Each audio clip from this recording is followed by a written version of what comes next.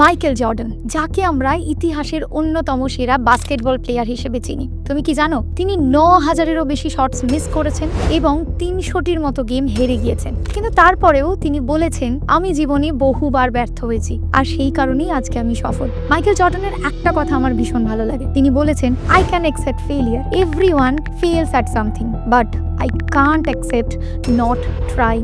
এই মাইকেল জর্ডানকেই ১০ম শ্রেণীতে পড়াকালীন তার বাস্কেটবল টিম থেকে শুধুমাত্র তার উচ্চতার জন্য বাদ দিয়ে দেওয়া হয়েছিল। তখন তার উচ্চতা ছিল ৫ ফুট ১০ ইঞ্চি। কোচ মনে করেন জর্ডান দলের জন্য উপযুক্ত নয়, আর এই দুঃখই তাকে একদম বদলে দেয়। শুধুমাত্র হার্ড ওয়ার্ক করে তিনি তার জীবন বদলে দেন। জর্ডানের এই লাইফ স্টোরি থেকে আমরা বুঝতে পারি, ইচ্ছে শক্তি আর পরিশ্রম যদি একসাথে হয়ে যায়, তাহলে আমরা যে কোনো ব্যর্থতাকে জয় করতে পারি। মাইকেল জর্ডানের এই কথা আমার লাইফ বদলে দিয়েছে, আশা করছি তোমারও লাইফ বদলে দেবে। তিনি বলেছেন, everything happens twice, first in the mind, then reality. তাই তুমিও যদি তোমার ড্রিম অ্যাচিভ করতে চাও, প্রথমে মাইন্ডে ভেবে নাও, রিয়ালিটিতে এমনিই হয়ে যাবে।